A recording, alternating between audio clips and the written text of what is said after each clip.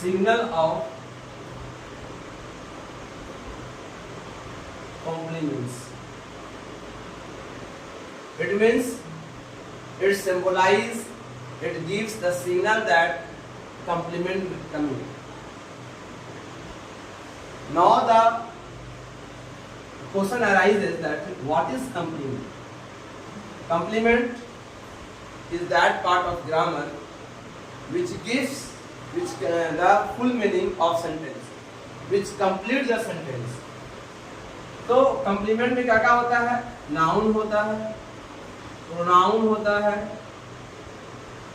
adjective होता है और nominal होता है।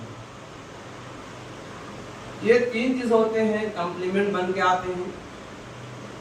तो कोई भी सेंटेंस अगर हम बनाएंगे तो अगर ठीक वर्ब के बाद अगर कोई कंप्लीमेंट आ रहा है तो वो लिंकिंग वर्ब कहलाता है। अब जैसे कि एग्जांपल के तौर पर ले लें, एक सब्जेक्ट होता है और सब्जेक्ट के साथ एक वर्ब होता है। तो वर्ब में अगर इज, आर, एंड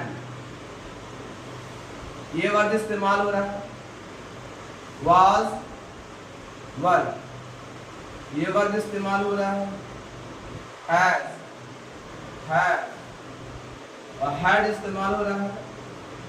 तो ये तीनों मिलकर के कहलाता है कंप्लीमेंट, ये लिंकिंग वर्ब।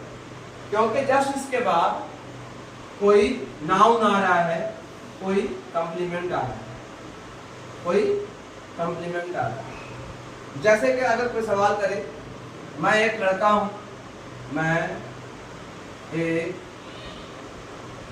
लड़का हूं, तो आप इसका जवाब दीजिएगा आई एम अ बॉय। तो आई क्या हो गया? सब्जेक्ट हो गया। एम क्या हो गया? वर्ब हो गया। तो कौन सा वर्ब हो गया? ये लिंकिंग वर्ब हो गया। और जस्ट इसके बाद क्या आ रहा है? नाउन आ रहा है, तो कॉम्प्लीमेंट हो गया।